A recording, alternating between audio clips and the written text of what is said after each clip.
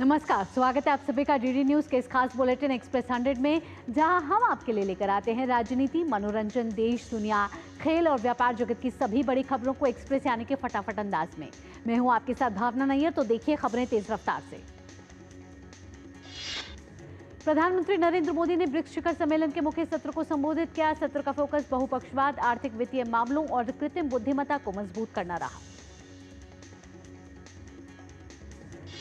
PM ने कहा कि सुधारित बहुपक्षवाद की मांग करते हुए विश्वसनीयता बढ़ाने के लिए हमारी प्रणालियों में सुधार अहम है। ब्रिक्स देशों के बीच मजबूत आर्थिक सहयोग का जिक्र करते हुए प्रधानमंत्री ने दीर्घकालिक वित्तीय स्थिरता और स्वस्थ क्रेडिट रेटिंग बनाए रखने को कहा। पीएम ने ब्रिक्स विज्ञान और अनुसंधान रिपोजिटरी की स्थापना का सुझाव दिया, जिससे ग्लोबल साउथ के देश लाभान्वित हो सके। एआई के जिम्मेदारी भरे प्रयोग की चर्चा करते हुए प्रधानमंत्री ने एआई गवर्नेंस, चिंताओं के समाधान और नवाचार को प्रोत्साहित करने को समान प्राथमिकता दिए जाने की जरूरत बताई। ब्राजील के रियो डी जेनेरो में हुए ब्रिक्स शिखर सम्मेलन के पहले दिन एक सुर में आतंकवाद के खिलाफ कड़ा रुख अपनाते हुए पहलगाम में हुए आतंकवादी हमले की निंदा की गई। रियो घोषणा पत्र के पैराग्राफ 34 में लिखा है कि हम 22 अप्रैल 2025 को जम्मू कश्मीर में हुए आतंकवादी हमले की कड़ी निंदा करते हैं, जिसमें कम से कम 26 लोग मारे गए और कई अन्य घायल हुए। हम आतंकवादियों की सीमा पार आवाजाही, आतंकवाद के वित्त पोषण और सुरक्षित ठिकानों सहित सभी रूपों और अभिव्यक्तियों में आतंकवाद का मुकाबला करने की अपनी प्रतिबद्धता की पुष्टि करते हैं। ब्रिक्स नेताओं ने संयुक्त रूप से कहा कि हम दोहराते हैं कि आतंकवाद को किसी भी धर्म, राष्ट्रीयता, सभ्यता या जातीय समूह से नहीं जोड़ा जाना चाहिए और आतंकवादी गतिविधियों और उनके समर्थन में शामिल सभी लोगों को जवाबदेह ठहराया जाना चाहिए। हम आतंकवाद के प्रति शून्य सहनशीलता सुनिश्चित करने और आतंकवाद का मुकाबला करने में दोहरे मापदंडों को अस्वीकार करने का आह्वान करते हैं। सत्र में ब्रिक्स समिट के संयुक्त घोषणा पत्र में दुनिया को स्पष्ट संदेश दिया गया है कि ग्लोबल साउथ अब एक अधिक समावेशी, सतत और न्याय संगत वैश्विक व्यवस्था के लिए एकजुट हो चुका है। घोषणा पत्र में 3 प्रमुख पहलू की घोषणा की गई, जिसमें जलवायु, वित्त पर ब्रिक्स नेताओं का फ्रेमवर्क घोषणा, कृत्रिम बुद्धिमत्ता पर वैश्विक शासन का संयुक्त वक्तव्य और सामाजिक रूप से निर्धारित बीमारियों के उन्मूलन के लिए साझेदारी शामिल है। ब्रिक्स देशों ने संयुक्त राष्ट्र और वैश्विक शासन प्रणालियों में तत्काल सुधार की मांग करते हुए कहा कि वर्तमान अंतर्राष्ट्रीय व्यवस्था को समकालीन वास्तविकताओं के अनुरूप ढालना आवश्यक है। ब्रिक्स नेताओं ने पेरिस समझौते और UNFCCC के उद्देश्यों की प्राप्ति के प्रति पूर्ण समर्थन जताया। भारत के वर्ष 2028 में COP33 की मेजबानी की उम्मीदवारी का स्वागत किया गया। घोषणा पत्र में strategy for BRICS economic partnership 2025 का स्वागत किया गया, जिसने क्षेत्रीय विकास, व्यापार, निवेश और सहयोग के लिए एक स्पष्ट मार्गदर्शन प्रदान किया।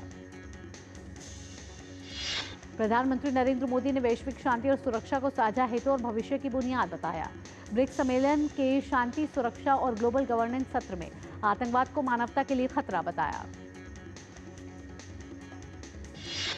प्रधानमंत्री नरेंद्र मोदी ने ब्रिक्स शिखर सम्मेलन से इतर वियतनाम के प्रधानमंत्री फाम मिन चिन से मुलाकात की। इस दौरान दोनों नेताओं के बीच अच्छी बातचीत हुई। प्रधानमंत्री नरेंद्र मोदी ने रियो डी जेनेरो में मलेशिया के प्रधानमंत्री अनवर इब्राहिम से मुलाकात की। दोनों नेताओं ने अहम द्विपक्षीय मुद्दों पर चर्चा की। ब्रिक्स समिट के दौरान सभी सदस्य देशों ने भारत का समर्थन किया है। विदेश मंत्रालय के आर्थिक संबंध सचिव दमू रवि ने बताया कि ब्रिक्स देशों ने पहलगाम आतंकवादी हमले की कड़ी निंदा की और आतंकवाद के खिलाफ एकजुटता व्यक्त की। दमू रवि ने जानकारी दी है कि प्रधानमंत्री ने ग्लोबल साउथ की आवाज को उठाने के लिए भारत की प्रतिबद्धता की पुष्टि की। विदेश मंत्री डॉक्टर एस जयशंकर ने रियो डी जेनेरो में ईरान के विदेश मंत्री अब्बास अराक्ची से मुलाकात की। दोनों नेताओं के बीच हाल के क्षेत्रीय घटनाक्रमों को लेकर बातचीत हुई। विदेश मंत्री ने इस मुलाकात पर खुशी जताई। विदेश मंत्री डॉक्टर एस जयशंकर ने रियो डी जेनेरो में मेक्सिको के विदेश मामलों के सचिव से भी मुलाकात की। दोनों नेताओं के बीच स्वास्थ्य, डिजिटल प्रौद्योगिकी और अंतरिक्ष जैसे क्षेत्रों में साझेदारी को और आगे बढ़ाने पर चर्चा हुई। रक्षा मंत्री राजनाथ सिंह ने आज नई दिल्ली, साथ ही आपको बता दें कि उपराष्ट्रपति जगदीप धनखड़ केरल की यात्रा पर हैं और कोची स्थित national university of advance legal studies में छात्रों और शिक्षकों के साथ संवाद किया।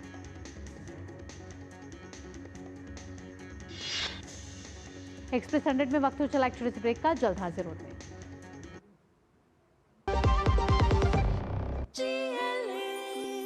जो लक्ष्य चुना था समझ आने लगा है।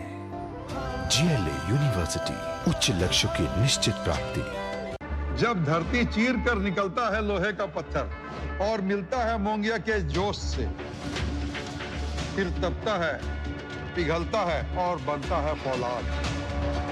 अब होता है सरिया सारी खूबियों के साथ। मोंगिया स्टील, मजबूत देश का मजबूत सरिया। झूठ से भी खतरनाक होता है अधूरा सच, और वैसे ही खतरनाक होती है अधूरी खबर, क्योंकि हर खबर के साथ जुड़ा होता है उसका इतिहास, वर्तमान और भविष्य। देखिए हर बड़ी खबर जिसमें होगा तथ्य, तर्क और सबूत। देखिए पूरा सच प्रखर श्रीवास्तव के साथ सोमवार से शुक्रवार शाम 7:30 बजे सिर्फ DD न्यूज पर।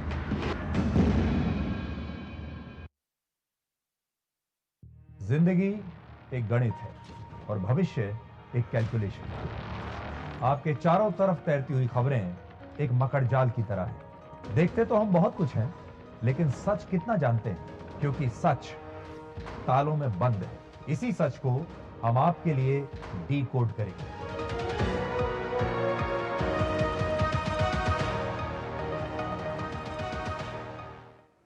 ब्रेक के बाद आपका स्वागत है। रफ्तार भरे खबरों के सिलसिले को बढ़ाते आगे।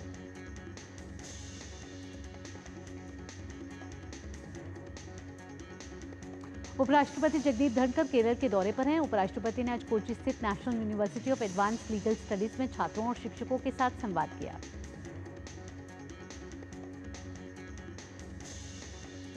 रक्षा मंत्री राजनाथ सिंह ने आज नई दिल्ली में नियंत्रक सम्मेलन 2025 का उद्घाटन किया। रक्षा मंत्री ने कहा कि प्रधानमंत्री के नेतृत्व में आत्मनिर्भर भारत योजना के तहत हम रक्षा क्षेत्र में आत्मनिर्भरता हासिल कर चुके हैं। फिक्की की ओर से नई दिल्ली में आयोजित 11वें मक्का सम्मेलन का केंद्रीय कृषि एवं किसान कल्याण मंत्री शिवराज सिंह चौहान ने उद्घाटन किया।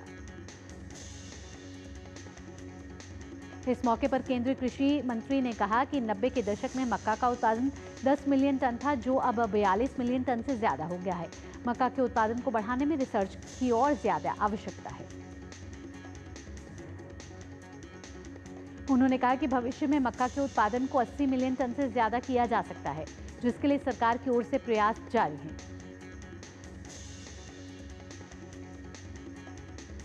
वक्त एक और छोटे से ब्रेक का होता है, जल्द हाजिर होते हैं।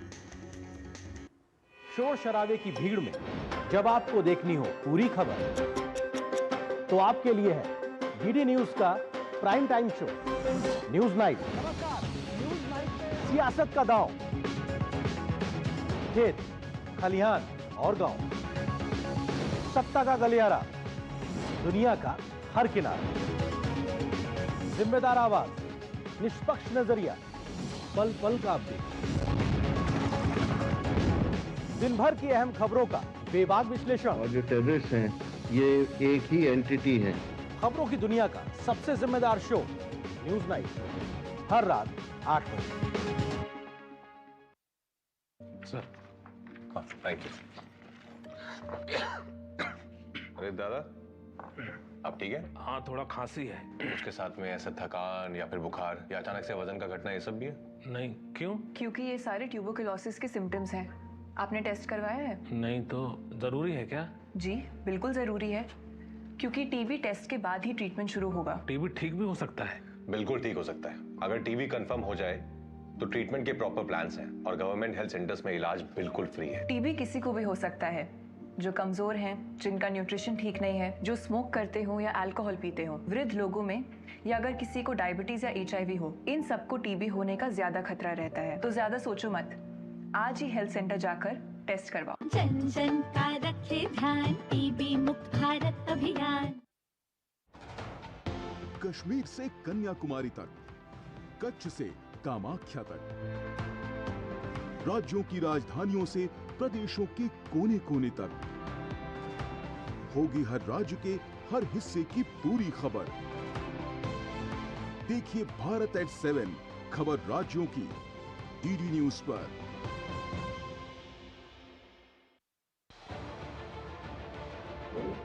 उत्तर से दक्षिण तक, पूर्व से पश्चिम तक, देश हो या दुनिया की खबर है तो पड़ताल जरूरी है। देखिए हमारे साथ मेरे पीछे भारत की सबसे एजेंडा भारत का रहा है और किस तरह से एक नई इस वक्त डीडी न्यूज पर।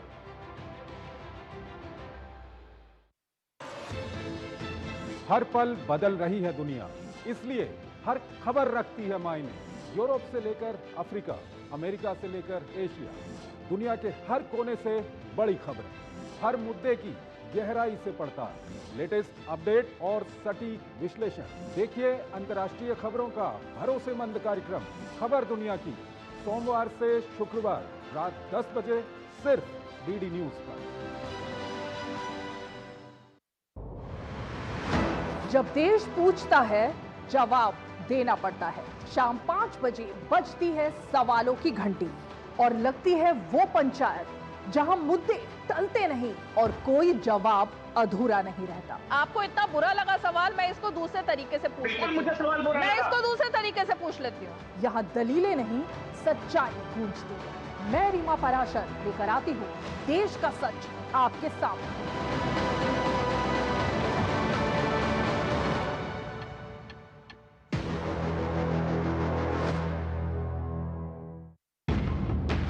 झूठ से भी खतरनाक होता है अधूरा सच, और वैसे ही खतरनाक होती है अधूरी खबर, क्योंकि हर खबर के साथ जुड़ा होता है उसका इतिहास, वर्तमान और भविष्य। देखिए हर बड़ी खबर जिसमें होगा तथ्य, तर्क और सबूत। देखिए पूरा सच प्रखर श्रीवास्तव के साथ सोमवार से शुक्रवार शाम 7:30 बजे सिर्फ डीडी न्यूज पर।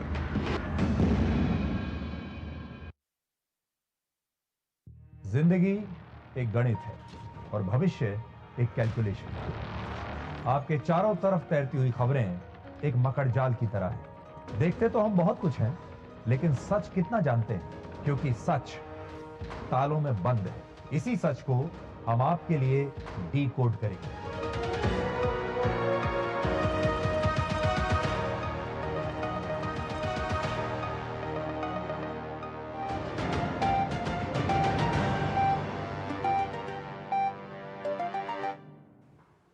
ब्रेक के बाद आपका स्वागत है। आप देख रहे हैं एक्सप्रेस 100। रफ्तार भरी खबरों के सिलसिले को बढ़ाते हैं आगे। भाजपा प्रवक्ता शहजाद पूनावाला ने केरल सरकार पर पाकिस्तानी जासूस ज्योति मल्होत्रा से संबंधों का आरोप लगाया है।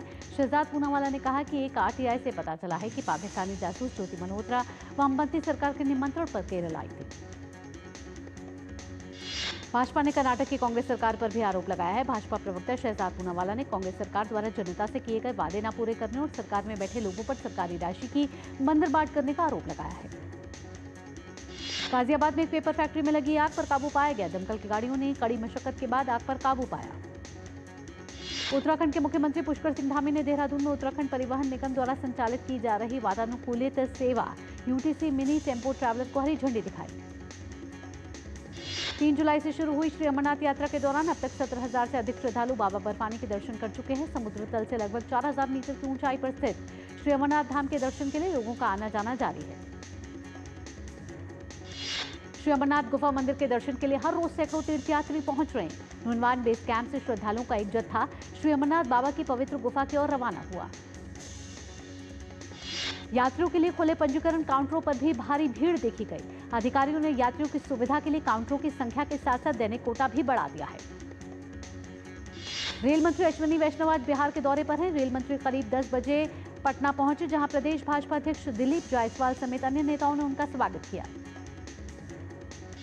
नवाबी परिवार की संपत्ति को लेकर अभिनेता सैफ अली खान को बड़ा झटका लगा है। मध्य प्रदेश हाईकोर्ट ने निचली अदालत के उस फैसले को रद्द कर दिया है जिसमें सैफ अली खान और उनके परिवार को संपत्ति का वारिस माना गया था। इसके साथ ही केंद्र सरकार ने उनकी करीब 15,000 करोड़ रुपए की पारिवारिक संपत्ति को दुश्मन की संपत्ति घोषित कर दिया है। राजधानी दिल्ली के कई इलाकों में आज सुबह से झमाझम बारिश हुई। बारिश से दिल्ली का मौसम सुहावना हो गया। चिपचिपी गर्मी से दिल्ली वासियों को राहत मिली है।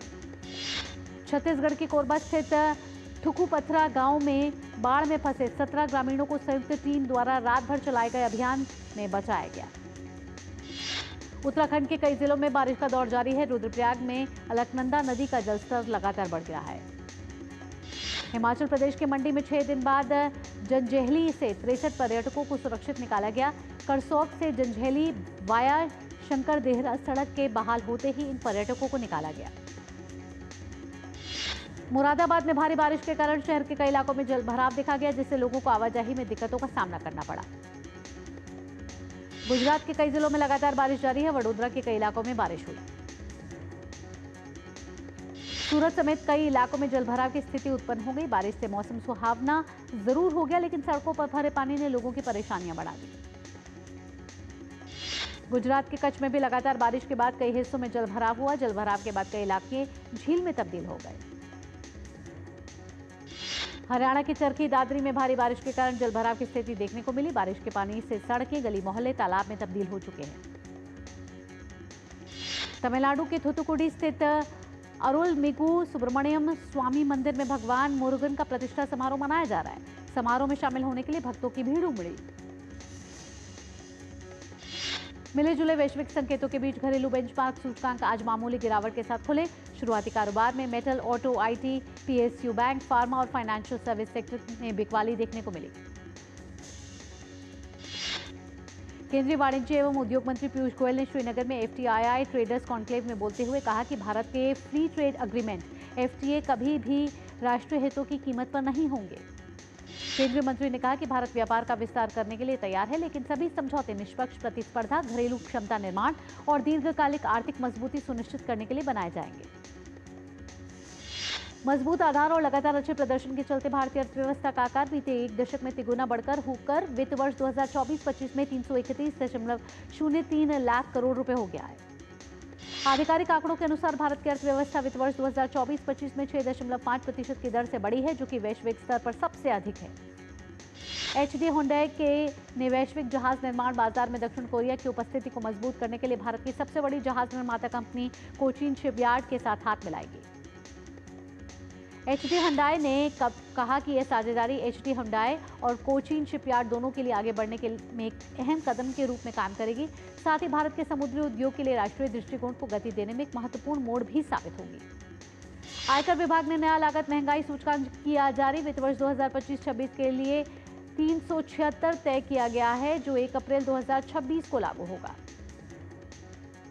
भारत सरकार ने कथित तौर पर 2030 तक देश को जहाज निर्माण उद्योग में शीर्ष 10 ग्लोबल लीडर में से एक और 2047 तक शीर्ष 5 में से एक बनाने की योजना बनाई। भारत की प्रमुख एयरलाइन इंडिगो तुर्किश एयरलाइन के साथ अपनी कोड शेयर साझेदारी को रखेगी जारी। इंडिगो के सीईओ पीटर एल्बर्ट्स ने कहा कि भले ही तुर्किश एयरलाइन से लिए गए विमान की लीज खत्म हो रही है, फिर भी कंपनी इस्तांबुल के लिए उड़ानें जारी रखने के विकल्पों पर काम कर रही है। अदानी एंटरप्राइज लिमिटेड ने 1000 करोड़ रुपए मूल्य के सुरक्षित रेटेड और सूचीबद्ध रेडीमेबल नॉन कन्वर्टेबल डिबेंचर के अपने दूसरे पब्लिक इशू का ऐलान किया। रियल एस्टेट कंपनी सत्वा समूह अगले 2 वर्षों में गोवा के संपत्ति बाजार में करीब 800 करोड़ रुपए का करेगी निवेश। लखनऊ में प्रॉपर्टी खरीदने वालों को राहत देते हुए सर्कल रेट बढ़ने के बावजूद एलडी आवासीय योजनाओं की दरों में अगले 1 साल तक नहीं करेगा कोई बदलाव। सेबी हाई फ्रीक्वेंसी ट्रेडिंग फर्मों की रणनीतियों पर कड़ी नजर रखते हुए निगरानी तंत्र को कर रहा है मजबूत, जिससे डेरिवेटिव और कैश बाजार में रोका जा सकेगा हेरफेर। भारत के म्यूचुअल फंडों की AUM जून 2025 में समाप्त तिमाही में 7% बढ़कर 72.1 लाख करोड़ रुपए पर पहुंची। देश की सबसे बड़ी परिसंपत्ति प्रबंधक SBI MF की AUM 6.4% बढ़कर 11.45 लाख करोड़ रुपए पर पहुंच गई। NB फोटोवोल्टिक पावर लिमिटेड ने 3000 करोड़ रुपए जुटाने के लिए सेबी के पास IPO डॉक्यूमेंट फाइल किया है। एलॉन मस्क की ओर से नई राजनीतिक पार्टी के गठन की घोषणा के बाद अमेरिकी राष्ट्रपति डोनाल्ड ट्रंप ने मस्क के अमेरिका पार्टी के गठन को हास्यास्पद बताया। ट्रंप ने कहा कि अमेरिका ने हमेशा से 2 दलीय प्रणाली रही है और इस बार रिपब्लिकन पार्टी को जबरदस्त सफलता भी मिली है। टेक्सास में विनाशकारी बाढ़ से मरने वालों की संख्या कम से कम 78 पहुंची, जिसमें 28 बच्चे भी शामिल। घातक बाढ़ के बाद ग्वाडालूप नदी के किनारे खोज और बचाव कार्यों में मदद करने के लिए 600 से अधिक स्वयंसेवक मध्य टेक्सास पहुंचे। अमेरिकी राष्ट्रपति डोनाल्ड ट्रंप ने इस घटना को भयानक बताया और पीड़ितों के प्रति अपनी संवेदनाएं भेजी। गजा बंधकों और संघर्ष विराम समझौतों को लेकर इजरायल और हमास के बीच कतर में बातचीत जारी। इजराइल के प्रधानमंत्री बेंजामिन नेतन्याहू आज वॉशिंगटन में अमेरिकी राष्ट्रपति डोनाल्ड ट्रंप से करेंगे मुलाकात। गजा में नागरिक सुरक्षा विभाग के अनुसार रविवार को गजा पट्टी में इजरायली हमलों में कम से कम 43 फिलिस्तीनी मारे गए। इजरायल रक्षा बलों ने बयान जारी कर कहा है कि आईडीएफ ने हमास के नौसेना बल के कमांडर रमजी रमजान अब्द अली सालेह को मार गिराया है। गजा में स्वास्थ्य अधिकारियों द्वारा जारी किए गए आंकड़ों के अनुसार 18 मार्च को जब से इजरायल ने फिर गजा में अपना सैन्य अभियान फिर से शुरू कर दिया है। इजरायल के प्रधानमंत्री बेंजामिन नेतन्याहू ने कहा कि उन्हें विश्वास है कि ट्रंप के साथ उनकी चर्चा गजा बंधकों की रिहाई और युद्ध विराम समझौते पर बातचीत को आगे बढ़ाने में मदद करेगी। ग्रीस ने शुक्रवार से 5 अलग अलग घटनाओं में अपने दक्षिणी द्वीपी गावदोस और क्रेते से सैकड़ों प्रवासियों को बचाया। यूएस ट्रेजरी सचिव स्कॉट बेसेंट ने कहा कि 9 जुलाई की टैरिफ समय सीमा वास्तव में अगले कुछ दिनों में अमेरिका और उसके सहयोगियों के साथ व्यापारिक समझौते की दिशा में चीजों को आगे बढ़ाएगी। रूसी राष्ट्रपति व्लादिमीर पुतिन ने मॉस्को में ऑल रशिया पीपल्स फ्रंट राजनीतिक आंदोलन द्वारा आयोजित सैन्य हार्डवेयर की प्रदर्शनी का किया दौरा। प्रदर्शनी के दौरान पुतिन ने कहा कि यूक्रेन में रूसी सेना का समर्थन करने वालों के लिए ऑल रशिया पीपल्स फ्रंट राजनीतिक आंदोलन द्वारा 691 मिलियन अमेरिकी डॉलर से अधिक की क्राउड फंडिंग की गई थी। दक्षिण अमेरिकी देश सूरीनाम की संसद ने देश की पहली महिला राष्ट्रपति के रूप में जेनिफर गेरलिंग्स सिमन्स को चुना। नेशनल डेमोक्रेटिक पार्टी का नेतृत्व करने वाली जेनिफर 16 जुलाई को राष्ट्रपति के रूप में लेंगी शपथ। एजबेस्टन टेस्ट में भारत की ऐतिहासिक जीत, इंग्लैंड को 336 रन से हराया। 5 मैच की सीरीज में 1-1 की बराबरी पर। एजबेस्टन के मैदान पर भारत की पहली जीत में छाए तेज गेंदबाज आकाशदीप दोनों पारियों को मिलाकर लिए 10 विकेट। भारत की जीत पर क्रिकेट प्रशंसकों में दौड़ी खुशी की लहर। फैंस ने भारतीय टीम और कप्तान शुभमन गिल को शुभकामनाएं देते हुए आगे के मुकाबले में भी जीत की उम्मीद जताई। भारत की जीत में अहम भूमिका निभाने वाले शुभमन गिल और मोहम्मद सिराज की बड़ी उपलब्धि एजबेस्टन ऑनर्स बोर्ड में जोड़ा गया नाम। अस्ताना में जारी विश्व बॉक्सिंग कप में साक्षी ने भारत को स्वर्ण पदक दिलाया। साक्षी ने 54 किलो भार वर्ग के फाइनल में अमेरिका की योसलीन पेरेज को मात दी। वहीं जैस्मिन ने भी 57 किलोग्राम भार वर्ग में जीता स्वर्ण पदक। उधर नूपुर ने 80 किलोग्राम भार वर्ग के मुकाबले में जीता स्वर्ण। महिला पहलवान अंतिम पंघाल ने नई राष्ट्रीय खेल नीति की सराहना की। कहा, नई नीति के जमीनी स्तर पर मिलेंगे कई फायदे। स्पेन के कार्लोस अल्कराज साल के तीसरे ग्रैंड स्लैम विंबलडन के क्वार्टर फाइनल में पहुंच गए हैं। ब्रिटेन के कैमरॉन नॉरी ने भी विंबलडन के क्वार्टर फाइनल में जगह बनाने में सफलता हासिल की।